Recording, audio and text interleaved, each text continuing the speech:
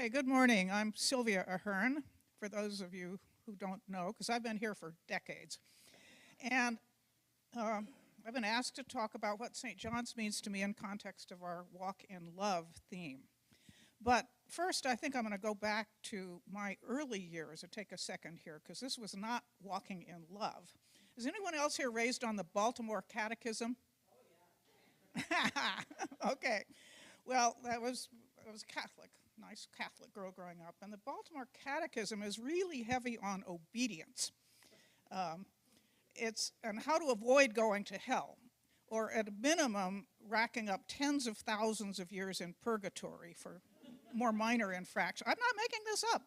For more minor infractions like failing to wear a hat when you go to Mass, or missing Masses on Sunday is unthinkable, unless a priest, and only a priest, can absolve you for that one. Okay, so that's what church was for me. And we were in the Navy, so we moved around a lot. And sometimes church was a cafeteria on the Navy base with a Belgian priest riding circuits. You know, no music, no community, incomprehensible sermons, and you didn't know your fellow sinners either because, I mean, we were in the Navy. You moved around all the time.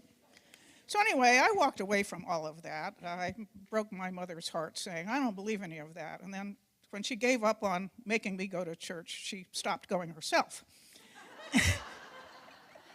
Really.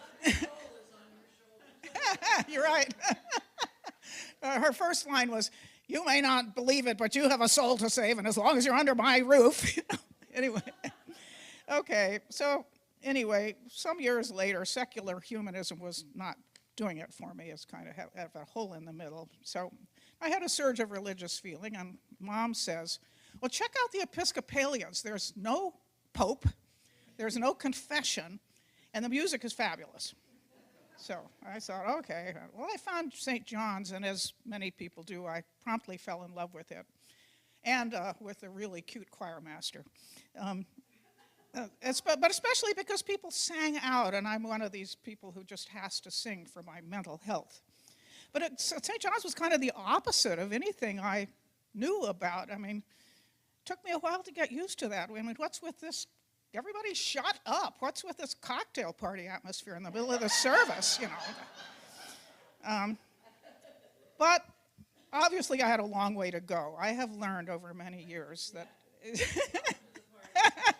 right, as Kathy discovered, it's the people, it's the community. And I'm going to stand up here and confess that I don't really think about belief anymore. I'm more of what Cherie Glass, bless her heart, would have called a Buddhapalian.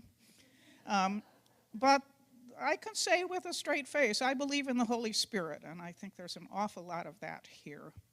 I love our tribe, and I don't know what I would do without it.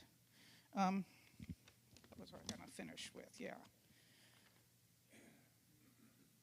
Well, you know, since I've been here for so long, many of you, we've seen each other's kids grow up. Some of us have become grandparents together. We've comforted each other through loss and disappointment and chemo and horrible election results. Am I allowed to say that? Yeah.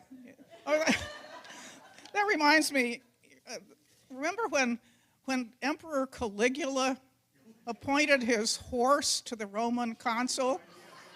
Yeah. Good times. Anyway, I'm a lifer. I love St. John's. I love our choir. I love our tribe. Thank you.